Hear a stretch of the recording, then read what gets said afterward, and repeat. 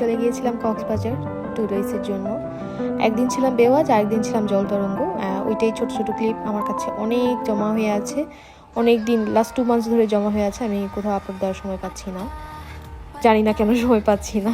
তো ট্রেনে যাওয়ার পর আমরা ডলফিন মোড় এসেছিলাম অটোতে। ওইখান থেকে আমাদেরকে বেওয়াজ থেকে একটি গাড়ি পাঠিয়েছিল আমাদেরকে পিক করার জন্য। পৌঁছে গেলাম।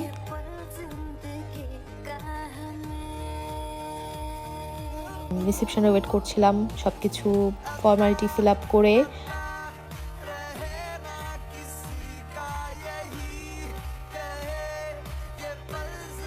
ওয়েলকাম ড্রিঙ্কস দিল।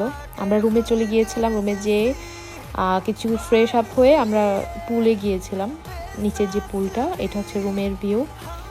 রুমটা ছিমছাম ভালো, আমার কাছে খুব ভালো লেগেছে। কালার অ্যান্ড অল সব কিছু খুব ভালো লেগেছে। এটা হচ্ছে যে বাহিরে পেছনের দিকে, এটা হচ্ছে রুম থেকে সি ভিউ। রুমের বেডটা খুবই কমফোর্টেবল ছিল, মিরর অ্যান্ড আদার্স।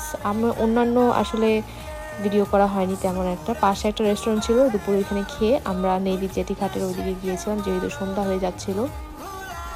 ওইখান থেকে সুন্দর একটা সানসেট এনজয় করেছি, অনেক সুন্দর, অনেক কাম ছিল, যেহেতু হালকা হালকা ঠান্ডা পড়ছিল, খুবই ভালো লাগছিল। এই গোল্ডেন আওয়ারটা এনজয় করছিলাম। আমি অনেক ছবি ভিডিও তুলেছি, ওগুলো আসলে আলাদা করে আপলোড করেছি, কিছু করিনি, সময় হয়নি। এই তো, আসসালামু আলাইকুম, থ্যাংক ইউ ফর ওয়াচিং।